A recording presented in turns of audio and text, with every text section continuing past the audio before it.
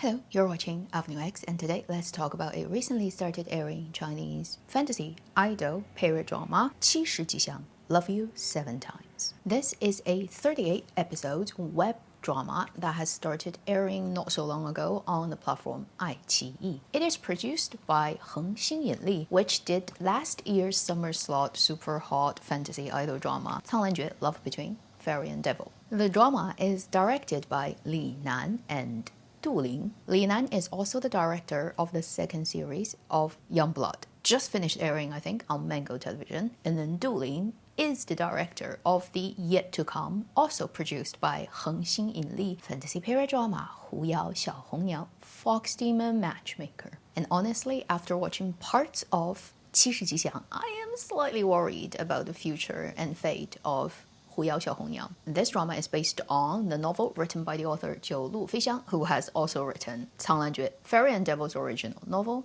and the novel that the drama 护心 is based on, which also went live not so long ago on Youku. And the title of the original novel is 一时冲动七世不祥, literally meaning for one moment of uncontrolled urge you suffer 7 lifetimes. And the drama title, Love You 7 Times, kind of also successfully spoiled the whole story before you even click to open. The drama is led by 丁禹兮, Yang Chaoyue. And I don't think it's necessary for you to know the rest of the cast. After watching the drama, you probably wouldn't even remember what their storylines is anyway. The drama is 38 episodes. It has aired up to episode 14, and I've actually watched up to that point. Unless epic, unusual things happen, and just for the sake of checking out what is the spectacular thing for this drama, I probably will not go back watching it. To be polite, I'll rate it at a smack middle, gold/land. And to be honest, I wouldn't recommend it to anyone who, wants to watch a fantasy idol drama. And you do better rewatching 苍兰诀. Now, let's get to the usual part of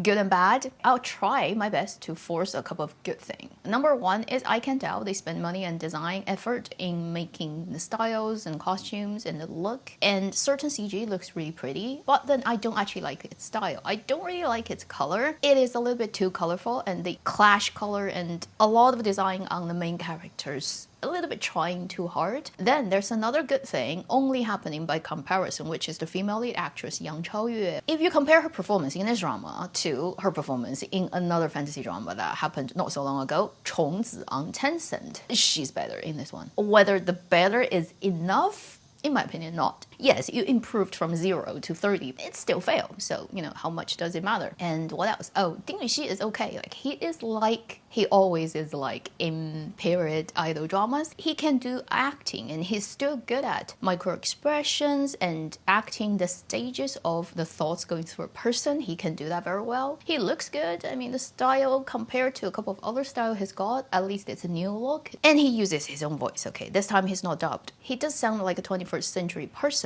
It's like he's in an office drama when he talks instead of in a fantasy period drama playing God of War. And what else are good about this drama? I honestly cannot think of anything. And I believe if you're a seasoned or not so seasoned watcher of dramas, you will have the same reaction. I just realized that I haven't even introduced you to what the synopsis of this drama is. But like I said, the title spoils it for you. It is a fantasy drama about two gods. The guy is higher, the girl is lower, she's like barely anything, like 苍兰诀 setting. And then they go through so-called 7 lifetimes. And the purpose of that basically is for the male lead character to recover, because he suffered a big injury and he never recovered after 30,000 years of recuperating. They found that when he goes to the human realm and goes through the trial of love and romance, he recovers faster. So they decided to do the 7 lifetimes. We will find out. Probably this whole thing is actually a plan within a bigger plan, and they kind of get cheated into the whole thing, and there was a bigger sort of conspiracy behind it,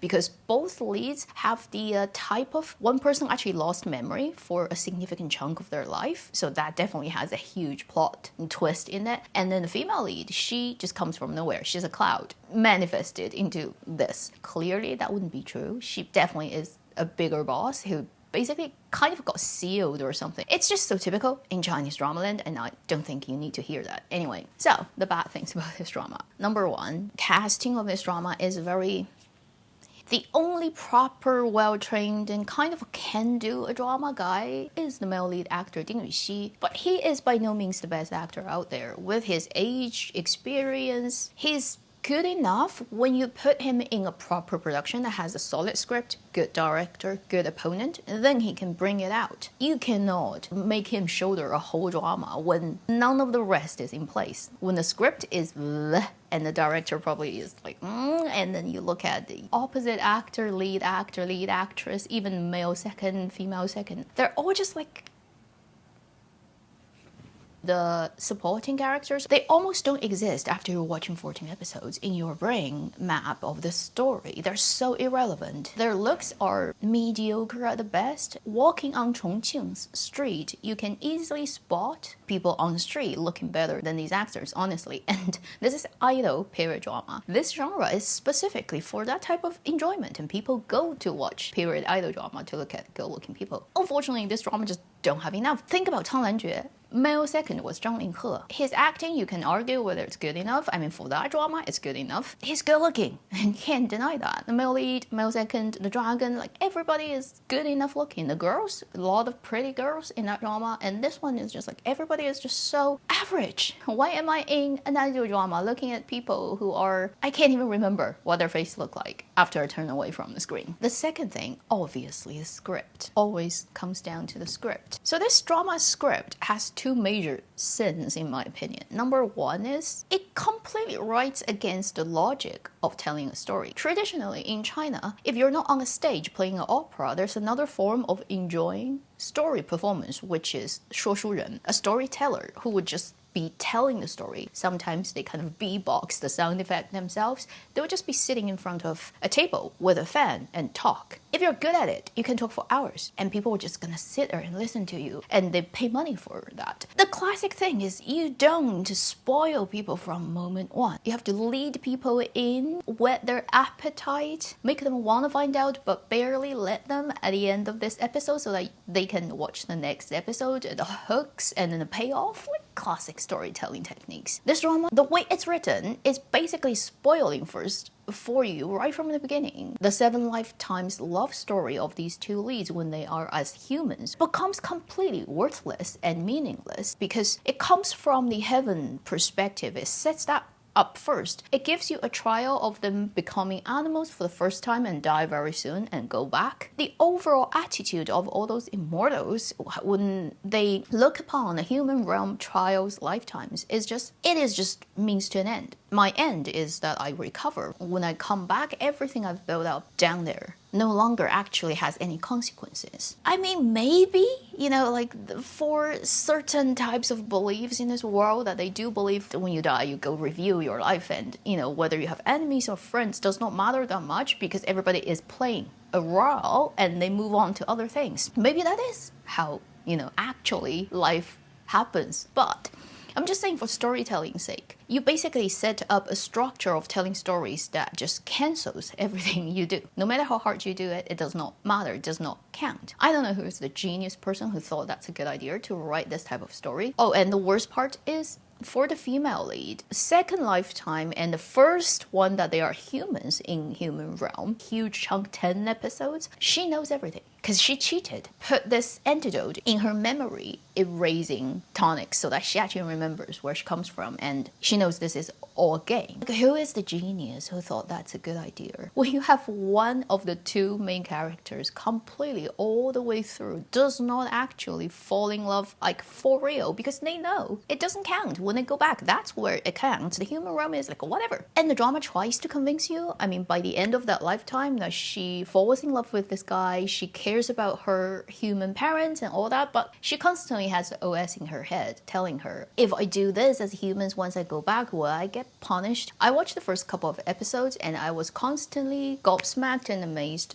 by the self-defeating way of telling a love story. Second thing is, in terms of the actual reincarnation story, when those two characters go through the 7 lifetimes, now we've only seen mainly 2. The first one doesn't count. Okay, it's a CG'd pig and tiger. As the daughter of an official and the son of a general, since childhood we're good friends, we grow up, we want to marry, but something happens and it ends up in tragedy, like that type of love story. I haven't seen one that is being written and played as such a boring way. A 5-year kid's diary, if they write it, would be more interesting than this. Every scene doesn't have a narrative goal and purpose and doesn't push their relationship forward. There's no beginning, middle, end of any scene, and then when you string them together, it doesn't arrive at any useful plot development point. If you're gonna sell this drama or recommend this drama to people, which episode are you gonna tell them to check out, which scene and which super funny, super wow, romantic, unexpected twist? What is the selling point of this drama?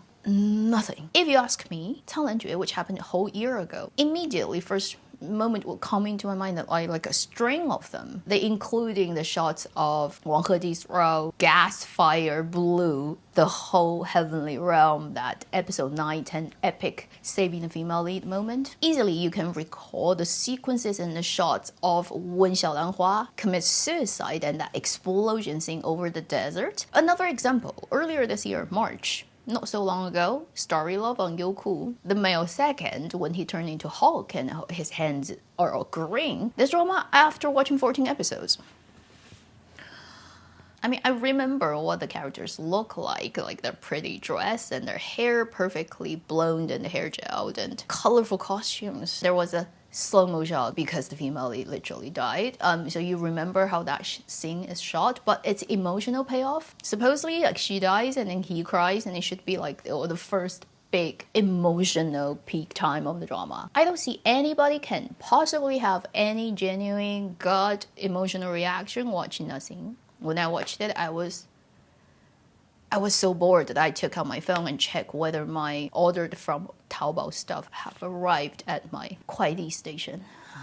And I see this producer, who is the same producer of 苍兰诀, tries very hard on internet to promote this drama, calls for fans and people to help him, but it's a failure story from script level to direction level to casting level. No matter how prettily you dress it up, and they're now trying to promote it in a way on internet. Actually, this story is a crazy story. Right now, what you see is not what actually happens, and there's like the host of like a Kaiduan story reset that has loops, and actually characters are in loops. You just don't realize that, but at a certain point of the story, you'll realize that, and oh, that's a huge plot setup. Okay, so let's just take it as that if that's true. Does not change the fact that the first 14 episodes I've watched are just so time-wasting and so boring. I haven't seen such a boring drama for a long time. I should be really worrying about Fox Steven Matchmaker. Yang Mi, she's been in too many idol dramas, so like she's like she is. You know what she's like. Gong Jun, he really only works when he was in BL adaptation, let's be honest. The two dramas he actually have done that are kind of BL works. And then towards a female actress, it just... The only thing that I think Fox Demon probably can do better is it is a higher investment drama for that company. They put more money on it, so they would have to be more responsible for the storytelling. And hopefully they would touch up the script better. At least in that drama, with all the supporting roles, leading roles, guys, girls, they all look stunning. They're all very pretty people. So in that department, I think Fox Demon is still more safe until we see it later this year. Hopefully it works. But 7 times, I don't think I'll continue watching. And I highly recommend you don't to waste your time on it. So we are close to the end of summer slot for Chinese drama, and we haven't really seen a good drama that exploded in the usual genres so far. I mean, there are dramas that exploded for funny and ridiculous reasons, but you don't actually want that. You don't want a crappy drama that got famous because it got criticized by everybody on the internet. That's like really embarrassing. 长相思 kind of also finished airing the first season and ended on a very boring and note. One of its so-called epic moment around episode 30 was just so badly filmed, and then Deng Wei's acting got laughed at on China's internet so badly. Maybe 2023 is just gonna end with this. We don't have a summer drama king. We do have a really good movie in theaters, so like maybe that's what we're gonna have at the end of this. I don't know. Still have technically 2 weeks to go before summer holiday ends for all the students in China. Let's see if a miracle is gonna happen before that. But thank you for watching Avenue X. I will see you in my next video. Meanwhile, live long and happy drama watching.